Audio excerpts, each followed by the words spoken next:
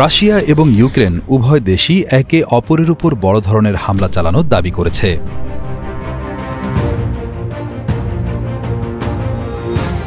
রাশিয়ার প্রতিরক্ষা মন্ত্রণালয় জানিয়েছে তারা গত ২৪ ঘণ্টায় ইউক্রেনের ৩৪০টি ড্রোন ভূপাতিত করেছে। অন্যদিকে ইউক্রেন রাশিয়ার ভেতরে একটি গুরুত্বপূর্ণ তেল শোধনাগারে সফল হামলা চালানোর খবর দিয়েছে।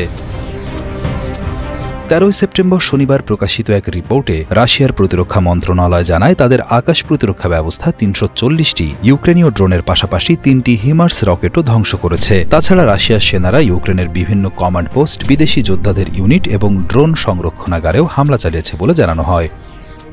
রিপোর্টে আরও দাবি করা হয় রুশ বাহিনী দিনিপ্রো পেত্রোভেস্ক অঞ্চলের নোভো নিকোলায়েভকা নামের একটি এলাকা দখল করেছে। ইউক্রেনের সশস্ত্র বাহিনী সামাজিক যোগাযোগ মাধ্যমে জানিয়েছে কুপিয়ানস্ক শহর ও এর আশেপাশের এলাকার পরিস্থিতি তাদের সম্পূর্ণ নিয়ন্ত্রণে রয়েছে।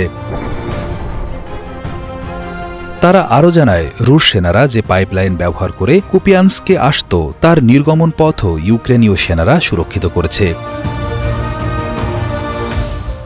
ইউক্রেনের সামরিক বাহিনীর একজন মুখপাত্র নিশ্চিত করেছেন যে দিনিপ্রো পেত্রোভেস্ক অঞ্চলে রুশ বাহিনীর কাছ থেকে তারা একটি গ্রাম পুনরুদ্ধার করেছে। ইউক্রেনের সামরিক গোয়েন্দা সংস্থা শনিবার জানায় রাশিয়ার বাশকর্তস্তান প্রজাতন্ত্রের রাজধানী উফা শহরে অবস্থিত একটি তেল শোধনাগারে ড্রোন হামলা চালানো হয়েছে। ইউক্রেনের দাবি ড্রোনগুলো সফলভাবে লক্ষ্যে আঘাত হানে, যার ফলে সেখানে বড় ধরনের বিস্ফোরণ ও আগুন লেগে যায়।